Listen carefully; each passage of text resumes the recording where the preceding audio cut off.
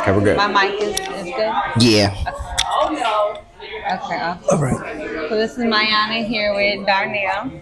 Darnell is a musician. So do you want to give a little bit brief background about yourself? Hi, my name is Donnell Parker. I am a gospel mainstream artist and also a local musician. I do gigs. I play piano, play alto saxophone, play guitar. I compose, I arrange, and I do a little bit of DJ on the side. Awesome. So I'm Mayana. I'm an insurance broker and also work in a passport agency here. One thing that we do in our industry is we network with a lot of different professionals, and a lot of those professionals are not interested when they come from a musician background. So, from someone with your expertise, what made you open to the life of insurance? So for me, it starts off just spiritual first, and then it also goes into logic. So spiritually, I'm not going to just play any my music anywhere. I do it for God. I do it only for God. It's only good money over here. I don't want to do bad money, no bad deals. So I don't put myself in positions where I'm chasing money with my passion because it'll, as a person, it's going to contradict myself. Now, since I've been doing it, everything solo on my own, I distribute my music through DistroKid. You make maybe like a penny per play. I'm not really that big. My following's not that huge. Um, Gigs cost money because you have to travel. Gas money, most gig money that you get turns into gas money and food, so you really don't see it. So the reality of being a musician is they pay you to get back home, and that's it. You're not really able to save that money. You can live very frugally, but even if you earn that money, you're not really going to go anywhere. Yeah. So that kind of goes into humility, the mindset. And currently, I've started actually releasing music in 2020. So this is that's go, I'm going into my 6th year. This is the first year I've made $100 a year. The first year it was 13. The second year it was 13. The third year was like 30 for the full year. And you can't really get anything with $100. You can't sustain yourself with $100. Um, so most of us either are musicians and then we have a 9 to 5, and we settle for that because our dream is just music. But it has to get to a point where you have to learn that if music is your voice, if music is your vehicle, you need to be able to voice yourself into a different place that can benefit other people. So for me, secondary to music, but really not as secondary, equal to I do ministry. And with that, I have to really make sure that what I'm doing, I make my mistakes. I still have I'm young, I'm 23, I'll be 24 in June, but I make my mistakes. I'm still human, but am I going in the right direction? So um, kind of what I decided to do once I found out about life insurance. What got me sold was the coverage. What got me sold was being able to protect families, the long term, everything. Uh, that's why I wanted to do it because that gives me my impact. Uh, Whether or not I sell one, whether I sell 100, whether I sell 3,000, doesn't matter. When you go through me, your family's protected as long as you choose to keep that policy and for whatever reason. Um, that was enough for me. That's why I got into it. The back end was with chosen agency, you get more commission than if you were to go to a different company, which it wasn't about the money for me, but the fact that you get more commission as an entry level agent, I'm going to stay here to be able to not only grow, I have my community here, and you're not on the clock. It's all on you. So, what better way to benefit your clientele or your fan base than to give them something more than just music? How do you benefit an entire community? Think about where I could go. I could have 1 million people that follow me. I could have 500,000 people that follow me. are they following just somebody that is talking their just talking on the side of their neck, or am I actually pouring in game? So imagine I'm still have that passion for my music career, but I'm like, okay, what else can I give to my followers? That's entrepreneurship 101. I'm still using music, but I also understand that I got to be licensed in order to give out life insurance. I got to have the education in order to talk about it and correctly, so I'm not talking out of turn. I'm able to take my gift and make room in a different place. So there's a scripture that says that your gift will make room for you, and that's what I'm doing even here. I'm just using music as my way in, and it's also my voice, but I still have to learn the material. So it comes back to discipline. Um, I don't know if I answered your question, but I hope I kind of answered a little bit of it. So elaborate on, because you also mentioned that you are a college student and Yes. you've been doing music for over 20 years. So obviously this is part of your calling, your passion, and your way to actually reach the community Yeah. with that level of influence. And the influence, it comes from your music, but it's not just the influence that you have, because you have to work on your leadership, you're working on your discipline, you're working on your mindset. So before insurance came along, you had an entirely different perspective in terms of what that life trajectory may have looked like. Yeah. How did you change your mindset and view life insurance being another form of ministry to be able to impact people? Because a lot of people don't just want followers, Yeah. right? We want to enable people to become leaders, people to actually be able to think for themselves, people to be able to create generational impact. It's much bigger than what it is that we do when it comes down to life insurance. Yeah. How is that shaping and impacting what it is that you do when you're viewing music and insurance as being a part of your ministry? So I would say, uh, college student, it's difficult. Everybody wants to have that. They want to secure the bag. Securing the bag really means that you have a job that can pay in your means. That's the definition. That's the definition. So I'm gonna educate y'all because I'm a music education major. So I'm still a teacher. Let me educate you. So if you have a job that secures your lifestyle within your means, that's securing your bag. Everybody's bag is different though. So once you have that, the goal is how do you keep it? Life insurance is not that hard. Just don't break the rules. Renew your license every 2 to 3 years Exactly. and keep growing. You're doing the same thing. You can do it every day. You can do it every other day. You can do it bi-weekly. You don't have a clock. You're your own boss. I think that was one of the biggest things for me is that I found a job that I didn't have to clock in and physically be there. I can do this online, which is a reason in today's world why wouldn't you do life insurance? You do it from home. You do social media from home. We musicians, we do that from home. So this is no different. It just means that we're taking away maybe an hour of practice and we do an hour of life insurance. That hour of life insurance might pay 17 hours of practice. We don't know. But I had to just learn how to sacrifice a little bit because I learned that music kind of got a little addicting for me. Um, you're a college student, you're going to learn. If you're going to study anything, study something that's going to get you more money.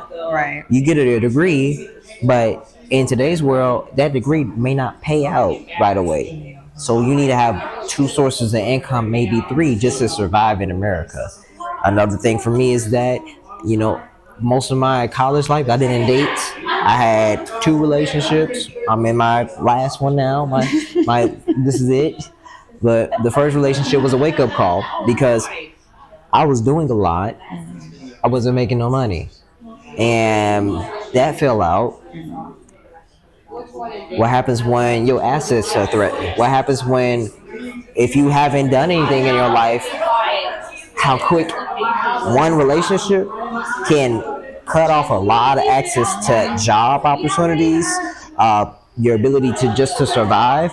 So after that first one, I worked on myself a lot more. I stayed to myself and I asked myself, what can I do to benefit me first before I bring somebody else in my life?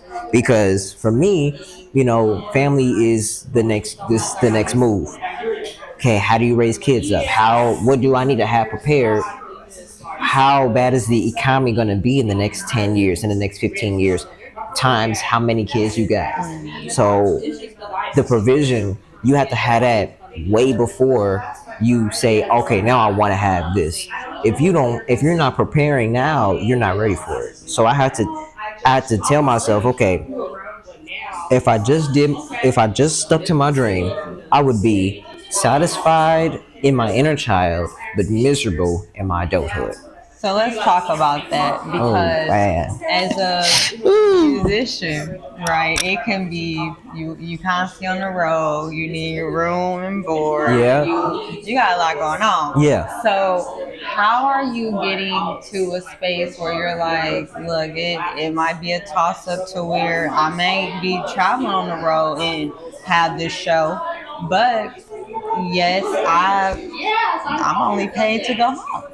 So where is insurance able to come into that when people will have the objection and say, well, it's just commission. Like I need something more predictable, but you also don't want to be tied to a regular 9 to 5 job because Yeah. you have things to do. You got to be on the road. You have shows. You have things to work on. Where does that come in at when you talk about provision in the long term mindset? So long term, it's almost like a trucking job where instead of trucking and delivering goods, you're going up and down the road delivering music. Okay, two things that can happen with that. One, you're in the life insurance industry. Get yourself a policy. Why? That's your coverage. You know how every other job got benefits? Well, doing life insurance, come on now. That if you want to do your 30-year music career, go ahead. But have something in place. It could be $25,000. It could be $100,000 policy. But the whole goal is put something in place. That let's say you are fortunate enough to do that your life, and you're still able to leave something behind, and you still have family that supports you along the way. You're not leaving them with nothing, and you're not leaving them with debt. So I would tell anybody that wants to just do that, get the policy, get the temporary policy, or get a whole life. I suggest get whole life, but it just depends on the person. With that, when I'm not performing, when I'm not, in my element of music, and I'm having a conversation with just, it could be a fan, it could be others. I don't know who I'm gonna run into. If my platform allows it, I don't want to just talk music every day. It gets old. But if I'm giving you something that's going to benefit you, your family, a whole entire community, that's why I do it. But the hard part is I had to value it by choice. Other musicians that decide to do life insurance in addition to the career, they have to value it by choice. It's like believing in God. You have to the word believe means to accept as true. That's a choice. Right. It's not by any means necessary. No, it's you have to accept as true by yourself. You have to make that exception for yourself. So because of that, if the inner person, if the person that I'm gonna have to talk to, if they're still like nah, hey, so what Force happens? it on them. I can't force that. Present it to them. I can't force that. So what happens when you say no? Okay, let's say you have a road trip, God forbid. Let's say that it's a flat tire, y'all going 80 miles an hour, everybody makes it except you. Nobody has life insurance. Who's paying for funeral? Who's paying for the expenses? Who's paying for the bill? Now your career is also done for because you don't have enough to sustain the incident. What if everybody that was in that accident had insurance? What if there was what if the insurance policy was large enough to take care of all of what they had to take care of, and you were a beneficiary for all of them? That just made your career take off. Now, you don't ever want that to happen, But I look at the situation of what eventually becomes the deciding factor in most situations: money. This is the only time and the only place where you are investing in a policy that guarantees you money at the end. And I've done trading. That doesn't always guarantee money. I've done foreign exchange. That doesn't guarantee money always. But life insurance, you will get that back. It just accumulates when you don't think about it. Yeah. So it's also the safest savings account ever because you barely can pull from it. And when you do pull from it, you have to be approved to pull from it. So you can't just do whatever you want to do with it. But if you can make a career out of music, you can make a career out of life insurance. It's the same practices, the same self discipline. It's just a different topic, and that's the simple explanation I can give. But that's what's important. A lot of people, I wish more people in the music industry. Bye, Karen. I wish more people in the music industry would focus more on the financial education, Yeah. because a lot of times you are pursuing a passion, and for a lot of people, music is ministry. But at the same time, you come across so many people who you may have money, but you want the flashy, materialistic things, right?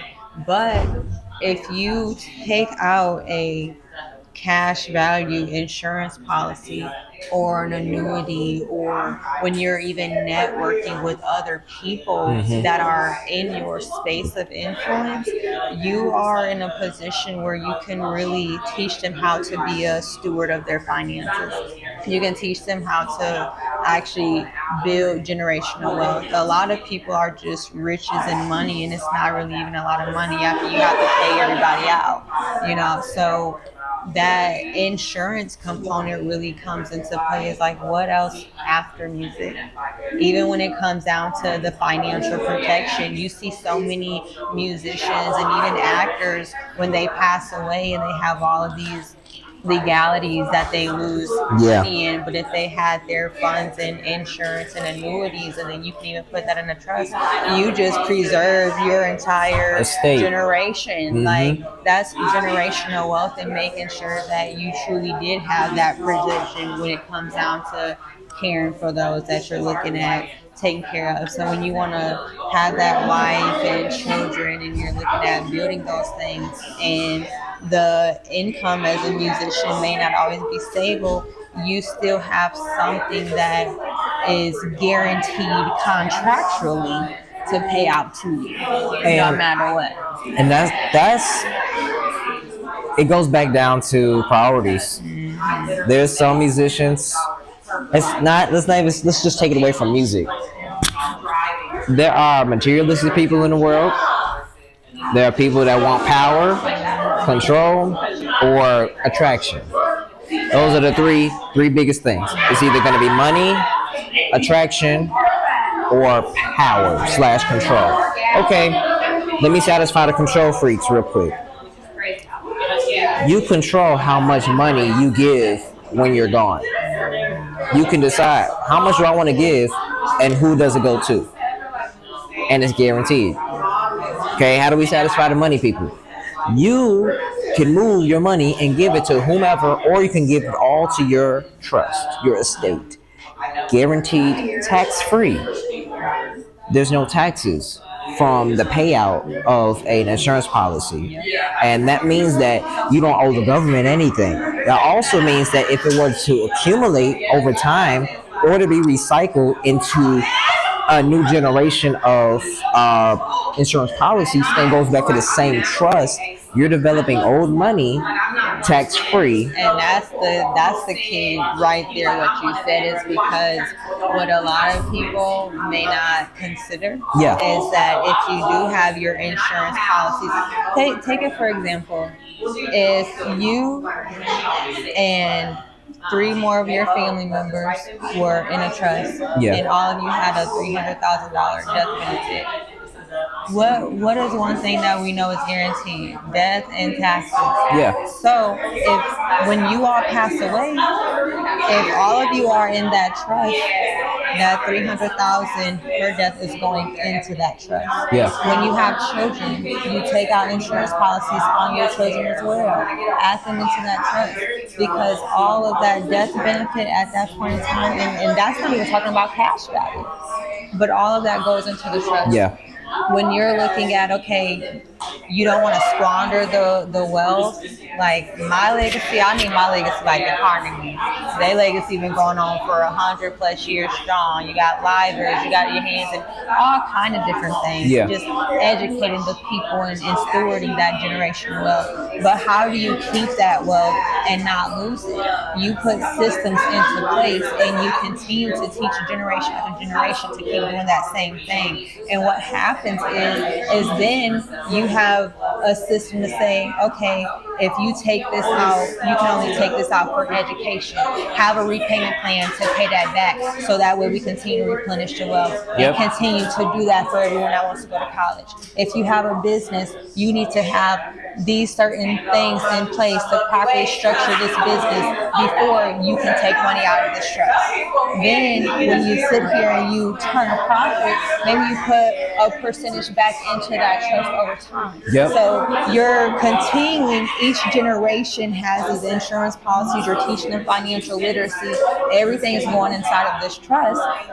All you're doing is continuing to build up your wealth for the next generation. And because you have those systems into place, when you are withdrawing money, you are now just compounding that wealth over time. So a lot of people, you see, you may create wealth in this generation, but then now you pass away, and by the third generation, you don't have nothing. They don't know how to carry the business forward. Nope. They don't know how to carry the wealth forward. You done spent all the money. You don't have nothing. Right. So now, what do? When you are in this industry, you're in the insurance industry, you learn so many different things about financial success that, I mean, my mind was blown because I just thought life insurance is like, okay, just pay out when you die. Yeah. That's the only reason why I got in life insurance. My brother passed away. I'm planning the funeral. How you grieving and you plan the funeral. That doesn't even make sense. So I'm okay when you help people. But you get into insurance and you learn, wow, this is how the wealthy people stay wealthy. Yeah. Oh, Donald Trump paying $500-$600 in taxes and he a millionaire? Why? Because where is he putting his money at? There are certain things that the wealthy know that we don't even know. America is such a capitalistic economy that you have to know how to be a capitalist in today's world. And these banks, these financial institutions, these millionaires, these billionaires, they're literally leveraging insurance, amongst other things, but all of them will have a percentage of their money in insurance because insurance is the financial backbone of America. Yeah. So it literally only makes sense to be in insurance. You cannot tell me that you want to create wealth, but you don't want to do the things that wealthy people do or have your hands in what wealthy people have their hands in. Yeah. You can't, and that's the thing.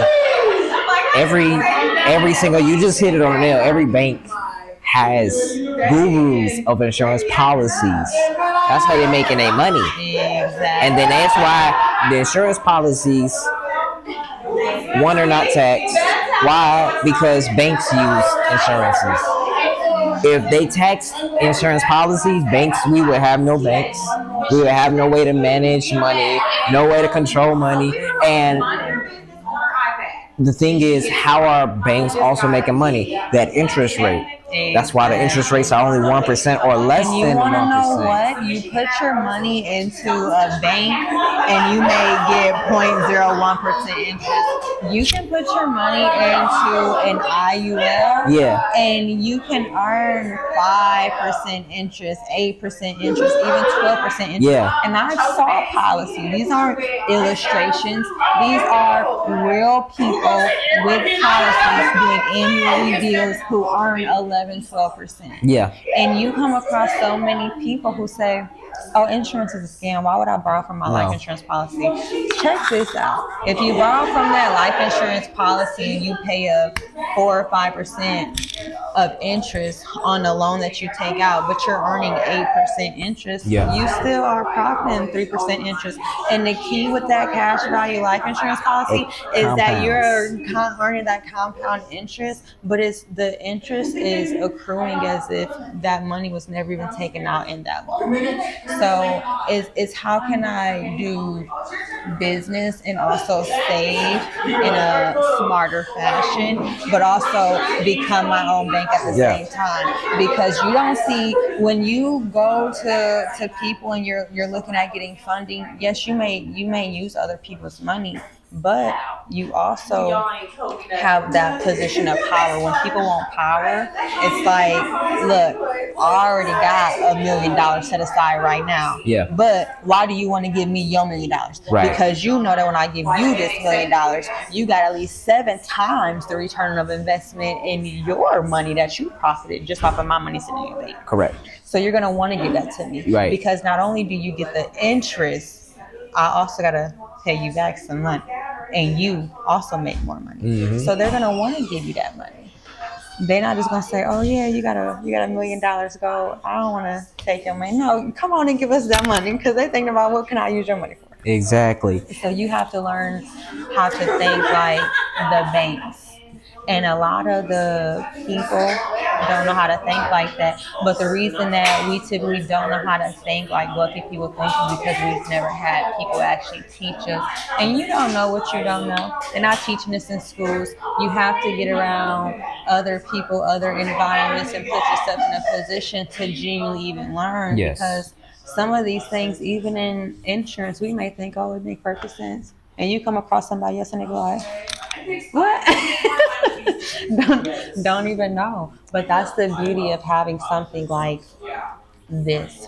When you have a cash value life insurance policy, that IUL, it's going to compound interest much more greater than a bank account ever will. And if you want to look at how can I leverage this policy long term to invest into my business, create generational wealth, Yeah. how can I sit here and make sure, hell, it's the economy is so crazy right now. The economy is so crazy right now that you have people like, how am I gonna buy groceries? How am I paying my car payment? We have nurses in our business that make 6 figures and they still chose to do insurance, because when they see people come into the ER, people are literally like, oh, I can't get this done because I don't have the $3,000. Oh, my medical insurance is not going to cover this. Yeah. But you know what does cover that? That living benefits that's added on to that cash value insurance policy. And you still got your cash value that is going to compound interest even after they pay you out a percentage because you didn't have a stroke or a heart attack. That's the beauty of having insurance. It gives you so many different opportunities outside of generational wealth. It's about how can I leverage this even while I'm alive. Yeah. And that, that ties back down to like the start is, it always starts like everybody was somebody before they did life insurance. For me, I'm still a musician, but I have life insurance as an addition. And when you are able to do add-ons and it fits and you can make it fit with your life and your lifestyle, I don't know why you wouldn't think about it. Even Everybody can use extra anybody income at could. the very least. And even if you you don't know what type of policy you're gonna land that day. That's the thing. Exactly. You get paid back whatever that policy is for times 12 for the year, and then the percentage that you're owed. Most other companies, they're giving for entry level 30, 35%, 40%. I think here we start at what, 60? 60. Which is over 50%. So if the paycheck is gonna be $1,000, you're getting at least 5. And not even being about the money, That's one policy. What if I did five that day? What if I did 10 that day? What if I did 100 in a week? Yeah. Now, guess what?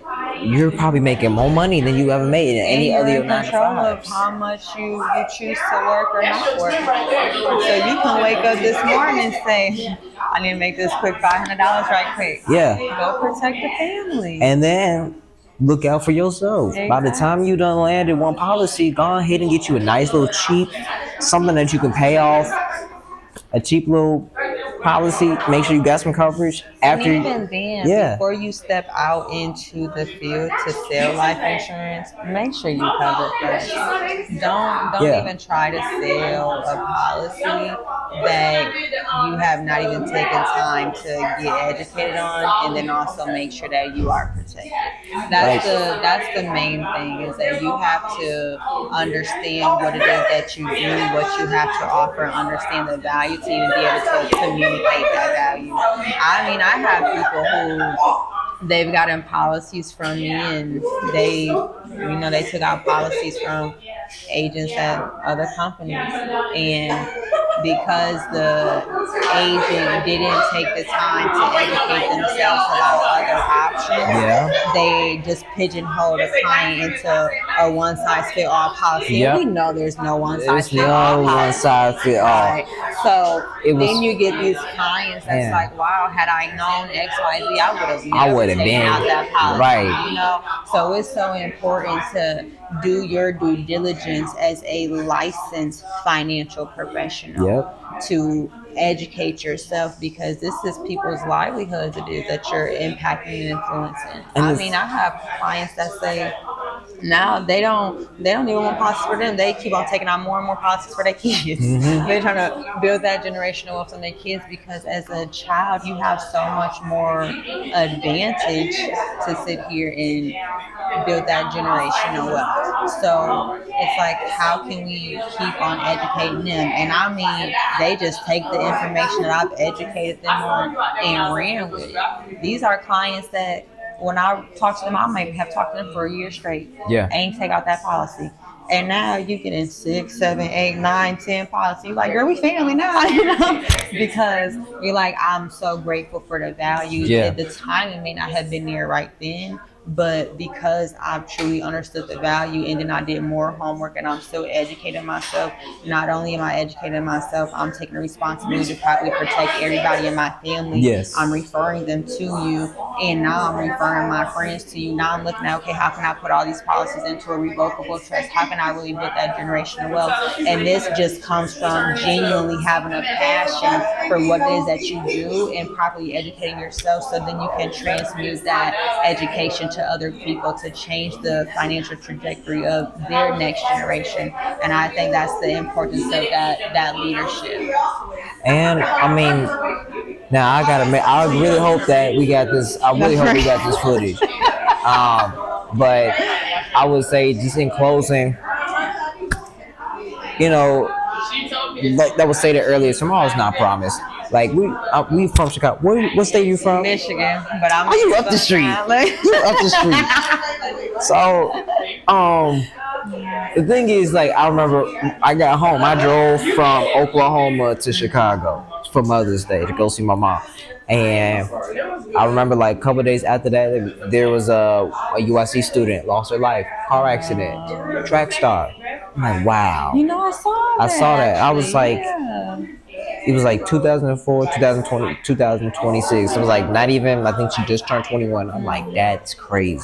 Yeah. And I was like, God, thank you. I got home safely because I was driving. Yeah. I was on I-88. I was on I-55. I'm like, that could have been me.